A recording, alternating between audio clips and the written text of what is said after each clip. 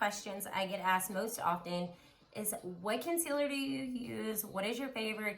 And how do I keep my under eye area from getting like all creasy and crepey and gross? And the answer to that is to set your under eye.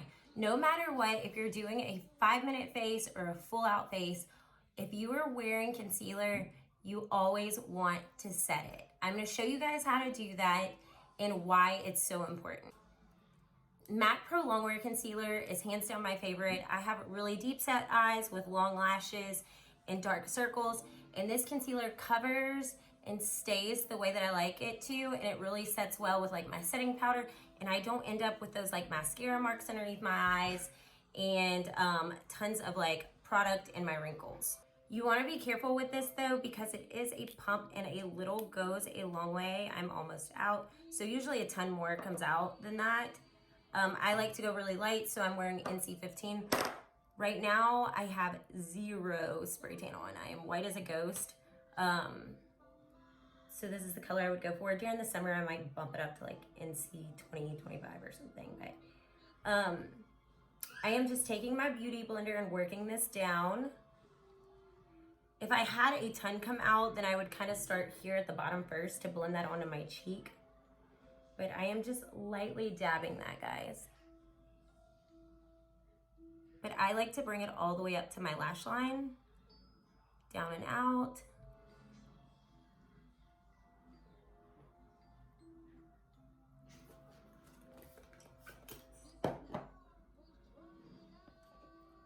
And I think I'm actually gonna put a little bit more on my left side. I brought my foundation over my lid. I struggle with, see, a lot came out in that pump.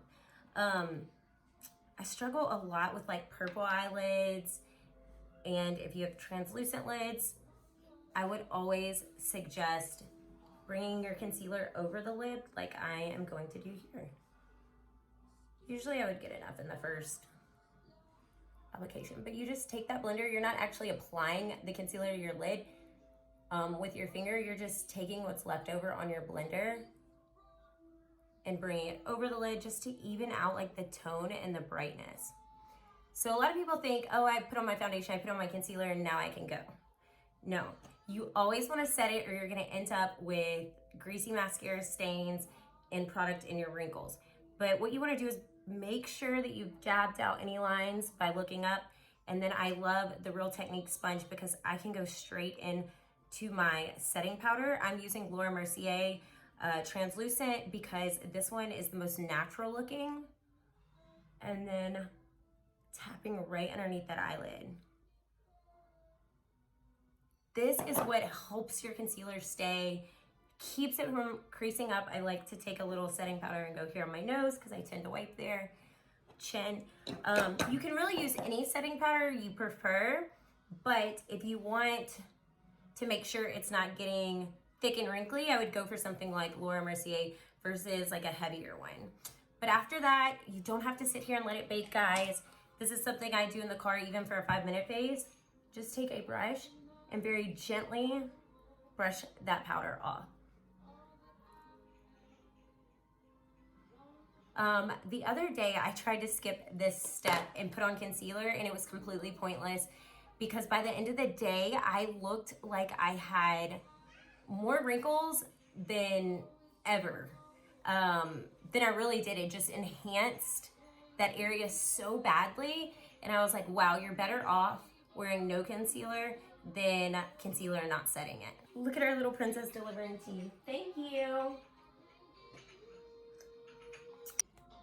If you're wondering if you could use a regular powder, just a pressed powder underneath the eye to set your under eyes, you can try it, but from my experience, it does not work the same. You can always go back if you want to brighten the under eye area even more. And once you've set it, go back and use, this is the Stay Naked The Fix powder, and brighten that area back up. I love this powder. It's very soft, natural looking, but still gives great coverage.